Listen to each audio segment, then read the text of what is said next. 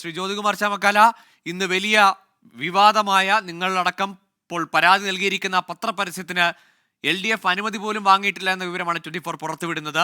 താങ്കളുടെ പ്രതികരണം എന്താണ്?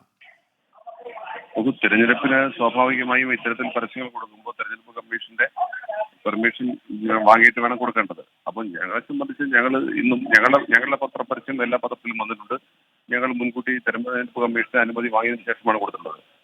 മാത്രമല്ല, തെരഞ്ഞെടുപ്പ് കമ്മീഷൻ വളരെ കൃത്യമായി പറയുന്നുണ്ട്, ഇത്തരം കോൺട്രവേഴ്സ്യൽ ആയിട്ടുള്ള സ്റ്റേറ്റ്മെന്റ്സ്, അതായത് എതിർകക്ഷിക്ക് മറ്റൊരു കക്ഷിയെ കുറിച്ച് പ്രതിപാദിക്കുകയാണെങ്കിൽ ആ കക്ഷിക്ക് മറുപടി പറയാൻ 48 മണിക്കൂർ സമയം നൽകണം. അപ്പോൾ തെരഞ്ഞെടുപ്പിന്റെ തലേദിവസം പത്രപരസ്യം കൊടുക്കുമ്പോൾ ഇത്തരത്തിൽ കോൺട്രവേഴ്സ്യൽ ആയിട്ടുള്ള സ്റ്റേറ്റ്മെന്റ്സ് അതിൽ വരാൻ പാടില്ല എന്നിരിക്കെ പെർമിഷൻ കൊടുത്താൽ പെർമിഷൻ കിട്ടില്ല എന്ന് ഉറപ്പുള്ളത് കൊണ്ടാണ് പെർമിഷൻ ഇല്ലാതെ തന്നെ പത്രപരസ്യം കൊടുത്തിരിക്കുന്നത്. ഇത് ഗൗരവമുള്ള തെരഞ്ഞെടുപ്പ് ചട്ടങ്ങളുടെ ലംഘനമാണ് എന്ന കാര്യത്തിൽ തർക്കവുമില്ല. പക്ഷേ ഇത്തരത്തിൽ പരസ്യം കൊണ്ടൊന്നും പാലക്കാട്ടെ ജനങ്ങൾ ഒരു കാരണവശാലും അവർ വശംവദരാകില്ല. അവർക്ക് യാഥാർത്ഥ്യബോധമുണ്ട്. ഈ പരസ്യമൊക്കെ ഒരു പരിധിവരെ BJP സഹായിക്കാൻ വേണ്ടി നടത്തുന്ന ശ്രമങ്ങളായിട്ട് മാത്രമേ ജനങ്ങൾ കാണുകയുള്ളൂ. ഞങ്ങളിവിടെ സജീവമായി ഇന്നിപ്പോൾ പാലക്കാട്ട് വാർഡ് സന്ദർശനം നടന്നുകൊണ്ടിരിക്കുകയാണ്, നിശബ്ദ പ്രചരണം നടന്നുകൊണ്ടിരിക്കുകയാണ്.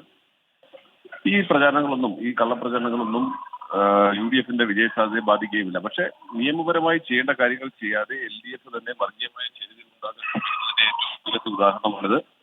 ഇതുമായി ബന്ധപ്പെട്ട് ഞങ്ങൾ പരാതി നൽകിയിട്ടുമുണ്ട്.